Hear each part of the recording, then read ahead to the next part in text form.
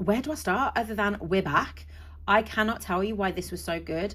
There isn't a heart-wrenching, life-affirming moral. This isn't a literary classic, and it's not trying to be. But sometimes you close a book and you just know. And this was one of those books. So I read the first 2 books in the series earlier in the year, and I absolutely ate up How to Unalive Men and Get Away with It. And then As I Bet You'd Look Good in a Coffin was good, just not as good. So with those in mind, I still had high hopes when I saw that there was a book 3. And then when I was lucky enough to bag a limited edition proof, I had my feet kicking like a little girl. I still had incredibly high hopes, and that's not just because this is absolutely gorgeous. But as we all know, high hopes, you're asking for trouble. But thankfully, this one absolutely delivered. Now, I started this before parenting duties dragged me out of bed, and I devoured almost half of it. Then, once I didn't have to be a parent for the day anymore, I spent the evening engrossed, and the book was done. It's not very often I get so immersed and get it done in almost one sitting. That in itself speaks volumes. Now, this is one I don't want to give away too much over. You're just going to have to read these for yourself. But by now, you will know that Kitty Collins is a serial unaliver. She carries her own flaws, her own troubles, and has an inner monologue we can absolutely all relate to. She cleans the streets from the men who wrongdo all women. This time, though, she teams up with her long-lost sister. Double trouble. And with that, we have all the more sass, sarcasm, banter, and humour to what is otherwise a book of quite a dark nature. Let's just say Antoinette's approach to bumping them off may be somewhat chaotic, for want of a better word.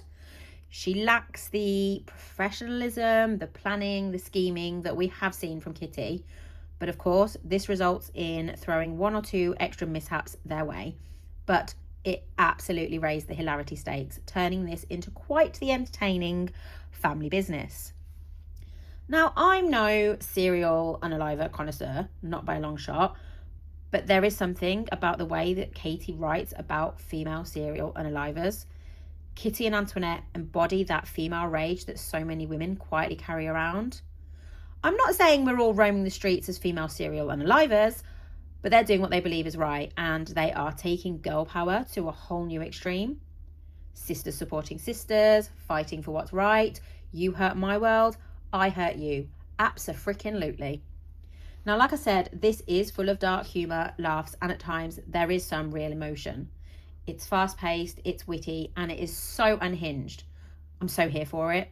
I absolutely loved seeing Kitty continue to grow, trying to work out who she really is and what a sort of life she actually wants.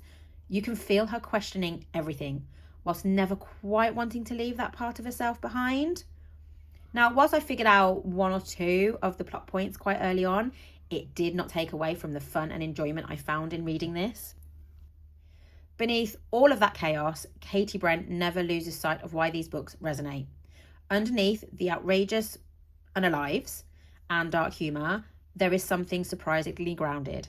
These books tap into the fears that so many women genuinely live with every day. You know, the anger, the vigilance, the feeling of having your autonomy taken away. Kitty's world is obviously exaggerated, but the emotions behind it never feel completely fictional. Do not mess with a woman. There will come a point where, yes, all those late night psychological thrillers and unaliver documentaries start to pay off, and a fun little trip to LA sounds like a perfectly reasonable idea. Kitty shows that it can be done and will be done when push comes to shove, just with slightly added heartwarming charm thrown into quite a witty mystery thriller. If this really is the last we see of Kitty Collins, it is a fantastic place to leave her. But if Katy Brent decides she has one more chaotic adventure left in her, I'll be the first in the queue.